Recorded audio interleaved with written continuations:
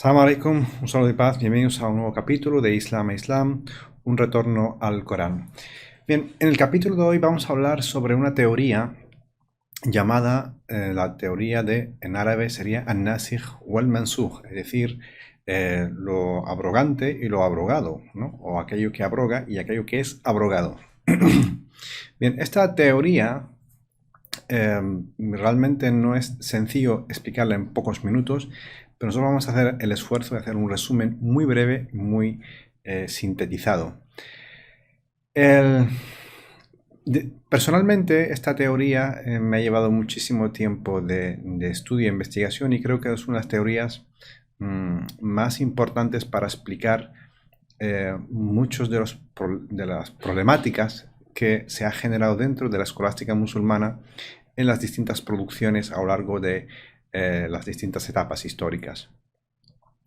Esta teoría, en resumen, lo que hace es desplazar el centro del mensaje de Muhammad recogido en el Corán del Corán hacia el relato. Bien, esa evolución que sufre el Islam en sus inicios, donde los constantes intentos de recuperar un poder perdido por las distintas dinastías, sobre todo clanes de Quraysh, han intentado asumir de que el Islam es algo inevitable, pero cómo condicionarlo para que su mensaje no altere lo que vino realmente a reformar, y es la filosofía de poder que se estableció en aquel entonces. Bien, ¿cuál es la relación entre la teoría de abrogación y toda la producción teórica, sobre todo jurídica y otras producciones teológicas en el legado musulmán? Una de las claves para comprender, sobre todo, muchos de los temas que hemos abordado en vídeos anteriores, ¿no? El tema, por ejemplo, de algunos castigos corporales, el tema de la apostasía, la condena por apostasía, el tema de por qué en el Islam realmente no hay un clero, y recomiendo que revisen este libro, y por qué hay una interpretación a veces violenta de algunos pasajes del Corán cuando están hablando de otra cosa y dichas interpretaciones están totalmente descontextualizadas. Bien, pues todo eso y mucho más tiene que ver con esta teoría que hemos estado posponiendo para crear ciertos antecedentes temáticos para poder entender la importancia de esta teoría. La teoría de la abrogación, en primer lugar hay que definir lo que es. Esta teoría se estudia dentro de la disciplina de las llamadas ciencias coránicas, aparte de la lengua, la configuración coránica, el estudio de la gramática del Corán, el estudio de las lecturas coránicas y demás. Una de las disciplinas que estudia las ciencias coránicas es esta, la teoría de la abrogación. Es decir, lo abrogante y lo abrogado, aquello que abroga y aquello que es abrogado. Y en pocas palabras viene a significar que hay una aleya determinada donde incluye una encomendación, un mandato o una sentencia, y hay otro elemento, sobre todo inicialmente es una aleya, que anula esa sentencia, esa encomendación. Veremos algunos ejemplos dentro de poco. Esta teoría nace con muchos problemas y nace en principio como una mala comprensión del texto, ya que digamos, el primer argumento que da lugar o abre a esta teoría es una de las leyes de la Sura 2, de la Sura Baqara, que dice وَمَا نَنْسِخُ مِنْ آيَةٍ, es decir, no abrogamos ninguna ley sino trayendo una igual o mejor. Y el contexto de esta ley realmente no está hablando de las leyes del Corán, porque hay que entender que aleya en el Corán significa signo. El signo, tal cual como lo explica el propio Corán, puede ser un signo revelado, es decir, escrito, o un signo manifiesto en la realidad. Por ejemplo, el amanecer es un signo de Dios, es decir, la ley es son aquellos signos que indican la huella divina. Pueden ser, por ejemplo, alguna característica profética, o pueden ser alguna característica que se manifiesta en la creación, o puede ser una característica que se revela en una escritura sagrada. Todo eso son aleyas, según el Corán. Resulta que la ley a la que se hace mención, es decir, y toda ley que cambiamos o omitimos o suprimimos, traemos una igual o mejor, no se está refiriendo a las leyes del Corán tal como se define en el contexto, sino que está hablando de leyes de revelaciones y profetas anteriores. Bien, entonces, en base a una mala lectura se ha ido creando esta teoría de la abrogación. Pero esta teoría de la abrogación tuvo como consecuencia luego que prácticamente en algunos casos y sobre todo por parte de algunos autores el Corán se anulase en su esencia, ya que esta teoría nace con muchos problemas de sostenibilidad teórica o argumental. En primer lugar, no sabemos cuántas aleyas están abrogadas, porque están desde los que manejan 5 aleyas, 6 aleyas abrogadas, es decir, anuladas su sentencia o su encomendación. También hay quienes afirman que son 10 las aleyas, o como el imam Suyuti, que dice que son 19. Empezó él diciendo que eran 21 y luego rectificó y acabó diciendo que son 19 las aleyas que están realmente anuladas. Ahora explicaremos a qué se refiere eso de anuladas. Pero también llegamos a gente que afirma que hay más de 200 aleyas anuladas en el Corán, y algunos afirman que hubo gente que dijo que hay casi 500 aleyas anuladas en el Corán. O sea, prácticamente el Corán en su esencia estaba anulado como escritura. Esta teoría viene a afirmar que una ley coránica que recoge una encomendación divina o una sentencia o una norma es anulada al principio por otra ley coránica, es decir, una ley anula a otra. Es decir, básicamente viene a significar que una ley es anulada por un texto cronológicamente posterior. Inicialmente, como afirma Shafi'i, se refiere que a una ley coránica es anulada por otra ley coránica, ya que Imam Shafi'i es uno de los que inició estas teorías de la abrogación, pero él se reservó, o digamos, se quedó en el marco de que solamente una ley anula a otra ley. Posteriormente a Shafi'i, la teoría evoluciona hasta decir que el hadith, es decir, los relatos compilados mucho tiempo después del fallecimiento del profeta, también anulan la validez de las aleyas del Corán.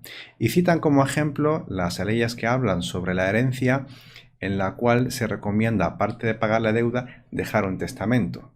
Entonces hay un relato donde se atribuye al profeta que dijo que no se puede dejar un testamento. Bien, en resumidas cuentas, no se puede dejar un testamento. Es decir, que hay que hacer el reparto directamente como establecen las aleyas, simplemente teniendo en cuenta que hay que pagar las deudas, pero no hay que dejar ningún testamento. A pesar de que las aleyas de la Surah Al-Baqarah, que Surah Nisa, son muy claras, es decir, cuando alguien se acerca, ve que se acerca el momento de la muerte, que se presenten testigos y que escriba su testamento. Por lo tanto, estamos ante una teoría que nos está diciendo que hay relatos o hadices compilados mucho después que anulan las aleyas del Corán.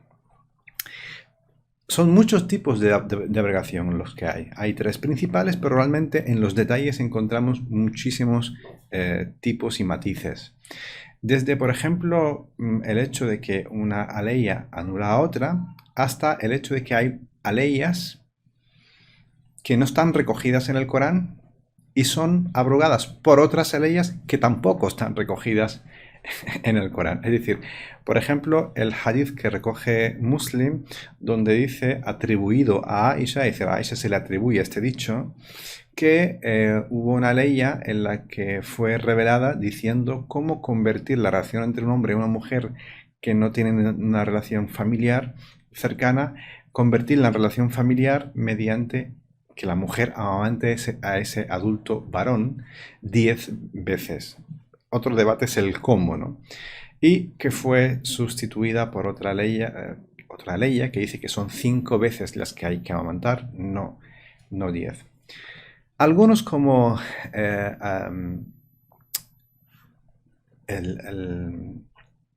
al-Mekki Ibn Talib, que es de entre el siglo cuarto y quinto la Égira. Le llamó la atención este relato recogido en Muslim, que es el que justifica que una de las formas de abrogar el Corán es una ley, abroga otra ley y ninguna de las leyes están. Y él dice, es curioso porque para que el Corán tenga validez, hay dos formas en las que el Corán se valida. La forma del contenido, y es bastante complejo de explicar, es decir, que el Corán se tiene que valer por su contenido, por su elocuencia, por sus ideas, por su planteamiento, y la otra por su transmisión. Y los requisitos para que la transmisión sean válidos es que cada una de las leyes debe ser transmitida por una amplísima cantidad de personas en cada categoría de transmisión, cosa que no se cumple con los hadices, aunque sean sahih, ya que son transmitidas por una o dos personas. Entonces él dice, ¿cómo una ley, cómo vamos a saber que una ley realmente que nadie ha visto, no está recogida en el Corán, evidentemente, va a ser anulada y sustituida por otra que tampoco está recogida en el Corán, tal como recoge el hadith de Muslim? Dice, este es un caso realmente extraño, ¿no? Tal como afirma él de forma muy educada en su obra. Y el Mekki Ibn Talib no es el único, evidentemente, de los eruditos escolásticos dentro del esquema escolástico que le llama la atención este tipo de teorías, ¿no? Hasta el punto en el que hay leyes, por ejemplo, donde son sustituidas por relatos, ¿no? Donde el relato es una ley a su vez, pero que no está recogida en el Corán. Es que parece esto confuso, es que realmente es confuso, ¿no? Porque se supone que las leyes tendrían que estar recogidas en el Corán. ¿Por qué hay leyes que anulan otras encomendaciones en el Corán, es decir, anulan otras leyes, pero que no están recogidas en el Corán? Por ejemplo, la ley de la lapidación. Y la lapidación es uno de los mejores ejemplos que vamos a manejar en este breve programa de las consecuencias fatales de esta teoría. Es decir, en la ley, en el Corán, hay una serie de encomendaciones respecto al pecado, por así decirlo, para entendernos, del adulterio. Pero resulta que hay otro relato recogido en Bukhari, en Al-Muwatta y en otros lugares, donde nos dice que no, que esa ley está anulada por un relato que dice que el anciano o la anciana que cometen adulterio, lapidarles de súbito. Muchos se han preguntado, bueno, si esta es una ley, ¿por qué no está recogida en el Corán? ¿Qué pasó con esa ley? Y la respuesta no deja de ser también llamativa, y es que esa ley se perdió porque se la comió una cabra, mientras el profeta se estaba muriendo. Son historias que se compilan posteriormente, no dejan de ser muy sospechosas y muy extrañas además en su planteamiento, donde quieren legislar o dar legitimidad a una serie de ideas que no están recogidas en el Corán y que muchas veces, por no decir la mayor parte de los casos, contradicen el Corán. Y cuando estudiamos la historia de cómo se compilan estos relatos y cómo se configura al final esta teoría, encontramos realmente la verdadera motivación. Y esta es una de las teorías que se desarrolla bajo el auspicio de las distintas dinastías, que lo que querían es suspender el mensaje coránico en esencia, solamente quedarse con los aspectos simbólicos como los rituales y algún otro aspecto más, y anular toda esa parte que tiene que ver con la compasión, con la misericordia, con la justicia divina, con el reparto de la riqueza, con el gobierno justo que cuenta con el consenso de todos o de la participación de todos los ciudadanos, etc. Estas leyes había que anularlas de algún modo e imponer lo que estaba en la época preislámica, es decir, un gobierno impuesto a la fuerza, las conquistas, la esclavitud, prácticas como la lapidación que estaban previamente son anuladas por el Corán, pero son resucitadas a través de teorías como la abrogación.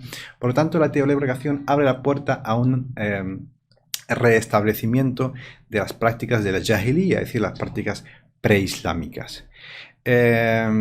Vamos a ver algunos autores, como por ejemplo un predicador actual, qué es lo que dice respecto a esto, ¿no? Donde esta teoría abre la puerta a que relatos compilados posteriormente, es decir, los hadices, que en vez de llamarlos hadices le llaman sunna, tradición profética, para confundir al oyente, es decir, que el hadith es la sunna, realmente eso no es así, y que este prevalece sobre el Corán, es decir, anula cualquier otro criterio coránico. Veamos lo que dice, por ejemplo, autores como el gran predicador محمد حسان. خلي بالك بقى من هذا التقسيم الثاني والتأصيل البديع الآخر، وأختم به إن شاء الله تعالى وأكمل ما تبقى في اللقاء القادم إن قدر الله البقاء واللقاء. قال القرطبي رحمه الله تعالى: وحذاق الأئمة من أهل السنة وحذاق الأئمة متفقون على أن القرآن ينسخ بالسنة. أنا عارف أن الحكم ده شديد شوي، وقد أنكره إمامنا الإمام العلم الإمام الشافعي رحمه الله تعالى. هذا أقوله من باب الأمانة العلمية. أنكر هذا إمامنا الشافعي وقال: لا ينسخ القرآن إلا قرآن، واستدل بالآية التي نحن بصددها: ما ننسخ من آية أو ننسها نأتي بخير منها أو مثلها. فاستدل بالآية على أن القرآن لا ينسخ إلا بالقرآن. لكن Bien, es decir que Muhammad Hassan y otros predicadores que sostienen esta teoría vienen a decir que el hadith, o como ellos dicen, la sunna, prevalece sobre el Corán y por lo tanto anula las leyes del Corán. No solamente la ley, el hadith o el relato que habla sobre el testamento o el relato que habla sobre la lapidación y otros muchísimos hadices y relatos que suspenden las encomendaciones que hay en el Corán, lo que da lugar a que el Corán realmente es anulado de facto por el relato. No solamente es anulado una ley con otra, lo cual da a entender de que no hay una correlación concordante en el discurso coránico, porque una parte anula una parte y eso hace que el discurso sea incoherente, sino que además hay un relato que es compilado mucho tiempo después, anula el Corán mismo, lo que explica cuando explica los acontecimientos históricos en la cual siempre las distintas dinastías que quieren restablecer el gobierno o el sistema gobierno preislámico, pero en el nombre del Islam, porque ya no se podía anular el mensaje de Muhammad, como hicieron los omeyas. Los omeyas al final lo que fueron perseguir el mensaje de Muhammad, pero sin poder anularlo.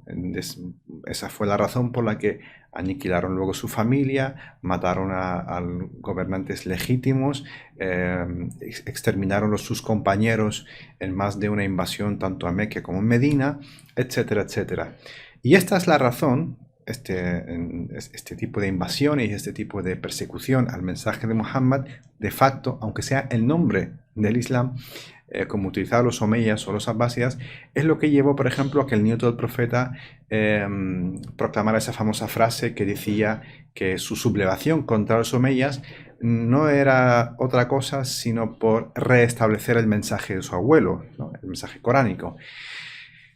La consecuencia de esta teoría tuvo un impacto tremendo en la forma de legislar por parte de muchos eruditos a favor de las dinastías. Por ejemplo, los reglamentos de la guerra y la invasión. Para justificar la invasión había que anular gran parte de las leyes del Corán, utilizando una ley que ellos llaman la ley de la espada, que está en la Surah Tauba, y que realmente es una ley totalmente descontextualizada. Y con esa ley anularon prácticamente todas las leyes. Por ejemplo, si el Corán habla de que tanto cualquier persona creyente que obre bien y crea realmente de forma sincera, tendrá el éxito, ellos dicen que no. Esa ley ya está abrogada por otra ley. Si hay una ley que dice decida la gente las buenas y las mejores palabras, dice que no, que esa ley está anulada. Si hay una ley cualquier ley que habla de compasión, de misericordia, de justicia, además, está anulada. Bien por otra ley tergiversada o bien por un relato inventado siglos después. Y este tipo de teorías tuvo un impacto muy negativo en muchas sociedades musulmanas y sobre todo impuesto desde el poder dinástico. Evidentemente, las primeras víctimas de este tipo de interpretaciones han sido los propios musulmanes, como se puede comprobar en la historia. En definitiva, teorías como o las reglas o leyes como la lapidación o como otras muchas teorías jurídicas no se sostienen coránicamente. Es decir, que el Corán llama a un camino y la jurisprudencia del fiqh en muchas ocasiones llama a otro totalmente opuesto. Por lo tanto, no podemos afirmar de que cuando hablamos de conceptos como la Sharia es lo que dice el Corán, no, la Sharia es lo que dice el fiqh. Y el fiqh muchas veces no solamente no coincide con el Corán, sino que a veces dice justo lo contrario, teniendo como fundamento teorías como la abrogación o la derogación. Por lo tanto, en resumidas cuentas, la abrogación o el nasikh o el mansukh es una de las teorías que han desplazado el mensaje del Islam desde el mensaje coránico al mensaje dinástico, que es decir, aquel mensaje que, auspiciado por una dinastía del poder, utiliza el nombre de Islam para crear jurisprudencia contra los valores, principios, el mensaje coránico. Espero que se haya entendido qué significa esto de la abrogación, aunque sea de forma muy resumida, muy sintetizada, y se puede ampliar de forma mucho más detallada, citando las fuentes que han tratado esta cuestión y esta teoría, tanto los que estaban a favor de la teoría de abrogación y las distintas formas de interpretarlo, como los que han estado en contra, tanto en la antigüedad como el mufassir o el exegeta al-Isfahani, como en la actualidad Muhammad Abdu y otros tantos que han estado en contra de esta teoría, porque dicen que es una teoría que contradice el mensaje coránico y desvía las enseñanzas coránicas y por lo tanto desvía el camino de los creyentes y de los musulmanes. Sin más, un saludo de paz, wassalamu alaikum y hasta un próximo encuentro.